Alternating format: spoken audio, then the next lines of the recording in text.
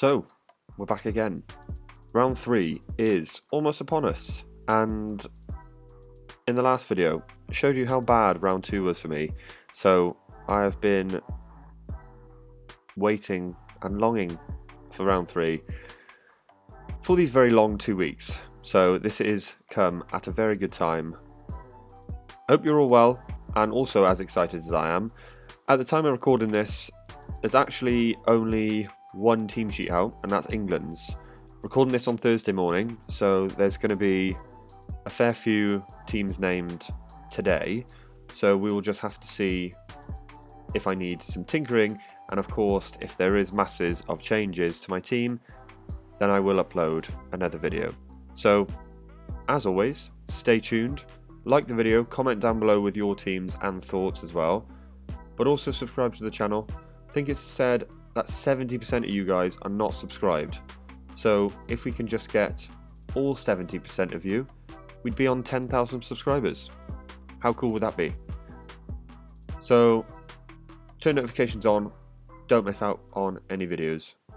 Thanks in advance. Without further ado, we're just going to get straight into the team, because that's what you came for at the end of the day.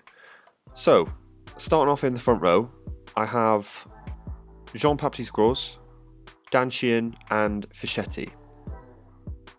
Starting off with Jean-Baptiste Gros, pretty decent and consistent performer for France. Doesn't play the whole game, but I think we can probably take the hit on that with props. Scored 20 points in the first week and 14 points in the second week. But very respectively, he has only played maximum of 56 minutes second round and 49 in the first round, so actually just gets taken off pretty quickly after half time, but does do his fair share. So I'm hoping he stays on a little while longer against Italy, which is a pretty decent fixture.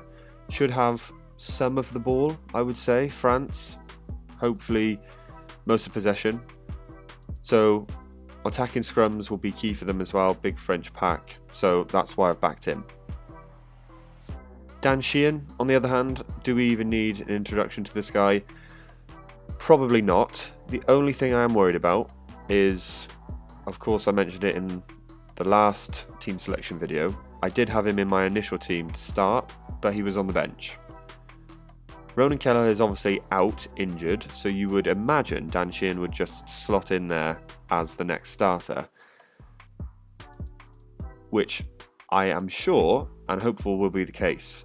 I'm also hopeful the case that he will get quite a few minutes, because are they going to want to play a third string hooker, albeit against Wales, so yes, they might rotate, but pretty keen to see Dan Sheehan get some minutes on the pitch, and hopefully the Irish coaching setup are aligned with me there. But finally, we've got Fischetti, really good scorer for the prop position, 26 on week 1 and 18 on week 2. Does do a decent amount of minutes, 67 and 66 minutes respectively in both game weeks so far, but just does get through quite a bit of work. So made 27 tackles and carried 37 metres, so does his fair share, and also the bloke is pretty stacked, so he can throw his weight around. Obviously he will be up against Jean-Baptiste Gros, so it would be interesting to see the attacking scrum 1 point split. Obviously I can't win on both, but I'm hopeful that he'll have a pretty decent game. Italy I don't think will be a walkover, so that's why I've picked him. Up next in the second row, 2 pretty reliable players. First off, gone for Will Rowlands. Had him in both rounds so far. First round scored 31 points, very decent, and second 8 points, so not as good, but we all know that Italy game was just a terrible game, raining, lots of kicking, scrap that out of my head. But Will Rowlands, obviously against Ireland, will do a lot of tackling, I would imagine, so we'll back up his points there. Just expect him to get through lots of work, to be honest. Reason why I picked him, cheap, get through lots of work. And that's also the same for Johnny Gray, to be honest. So I'm not hopeful that he's going to score massive points. Scored 17 and 15 already in the past 2 rounds, but just does get through some work. So had a line-out steal already, some attacking scrums, but carries the ball relatively well, made 44 metres. But yeah, just these two I imagine will just get through solid work. And around the 10-star mark, so yeah, pretty cheap. Now, the back row is always tricky because they do tend to get pretty hefty points, and I've missed out on a fair few hefty points over the past 2 rounds in the back row. Missed out on Aldry in the first round, missed out on Canone in the second round, and Doris. So, hopeful that I can get the big scorers this time. But kicking off, gone with Seb Negri. So, he is against France at home, coming off the back of a win as well, I might add, against Wales. Already made 36 tackles in 2 games, which is nuts. And gets up for the line-out, so has already won a line-out steal as well. He is pretty important for that Italy team. And none to say, he also carries the ball 88 metres already as well. So the guy gets through loads of work. I'm very hopeful that he's put through his paces defensively and can get some breakdown steals, etc. I do expect that to be the case against France. They will be up for that game. Obviously drew with France last time out, Italy, in the Six Nations, so I'm very hopeful of a pretty storming performance from Negri. Second, I've gone with Jack Conan. So the super sub of choice for last week, scored 90 points if he was your super sub. Decent picks, got a try off the bench. With Doris obviously being injured, I just expect Jack Conan to slot into that spot just like he's done off the bench, to be honest. Has already got a breakdown steal and carried very well. With Jack Conan, he is just going to be a slot in for Doris. Obviously, we know what Doris brings. Potential Lions captaincy, of course, but Conan will do his job to the max. So, again, all dependent on what the teams are saying for Ireland, but you do just expect Jack Conan to slot in 8, given Doris's absence. And then, someone who actually is confirmed to play on Saturday is Ben Earl. He is the most expensive player in the game, maybe bar Dupont. No, he is the most expensive player in the game. Above 20 stars, which is nuts because he hasn't performed overly well so far. 33 points is his max.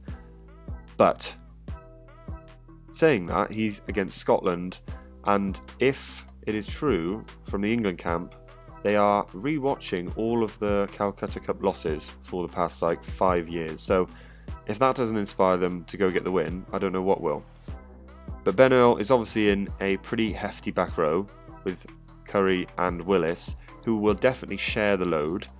But I do expect Earl to be the one to stay on for the entire game, whereas Curry and Willis will most likely get rotated. So I'm backing Earl to do a decent job. Now, at the halfbacks, you're going to think I've gone absolutely mental. I've got Alex Mitchell and Finn Smith, so double down on England's pretty decent performance last time against France and going to carry that into Scotland. Yes, I've gone for Alex Mitchell instead of obvious picks in Dupont and secondly, and maybe even top, Gibson Park. Some of the reason for that, one was budget. I wanted to get pretty decent players in other positions, like Earl, but we'll see in the back 3 later, and also Sheehan. I also think 9s don't typically get a massive score like, say, a Sheehan or a back 3 player, so targeted more expensive players there. Saying that, Alex Mitchell will have a pretty decent game against Scotland at home. Not scored the best points, has a max of 11 points so far, which obviously isn't good, but if England are to get their second win and first over Scotland in some time, then everyone's going to need to be singing off the same hymn sheet. So back to Alex Mitchell, I do expect Dupont and Gibson Park to get more points, but I do expect Gibson Park to get rotated. Might be missing out on Dupont, but just couldn't stump the budget. Saying that, Finn Smith, also 10 stars, mental, crazy, and cheap. Scored 40 points last time out, obviously got man of the match. Do I expect him to go back-to-back man of the match? Probably not, but do expect it to be a relatively tight game, and I do expect him to kick off the tee as well. Know that he swapped for Marcus Smith maybe back end of last game, but confident that they'll just put the responsibility on Finn Smith's shoulders. I could be wrong with this, but it just seems logical to me. Take the pressure off Marcus, give him freedom of the game, and give Finn Smith the reins. In the centres, I've backed Menoncello again after he had a dreadful performance for me in game week 2. But looking at the positives in round 1, 39 points was very, very good, and pretty sure he didn't even score a try or anything of massive note. Backing him to have a decent game against France, just like Seb Negri. Again, drew last time out in the Six Nations to France, so they're going to want to repeat that. And Menoncello is just a big game time player for them. So, am I wrong in backing him again because he did me dirty last time out? Especially with captaincy as well. Who knows? He can only try and repay me. And I've also gone with Ollie Lawrence. So, has already scored a try. Just like his overall game for England and what they're trying to do. Scored 28 points in actually both games. So, been pretty consistent. But again, with Scotland's Tui Polatu missing, captaincy at 12, I'm hoping Ollie Lawrence just storms that battle against whoever it might be. Cam Redpath, Stafford McDowell. Pretty sure he will, so I'm backing him to have a decent game again. Now, into where the budget has gone. So kicking things straight off, gone with James Lowe and captaincy. Wales away, such a good fixture. Wales are not performing at all at the moment. So have just backed James Lowe to do the job. Scored pretty decently, 41 points in the first game. Obviously got mental 3 assists, 25 points in the second, and got a try. So not a great score, but this is the best fixture that they will have all Six Nations, is Wales. So I'm backing James Lowe to get involved as much as possible.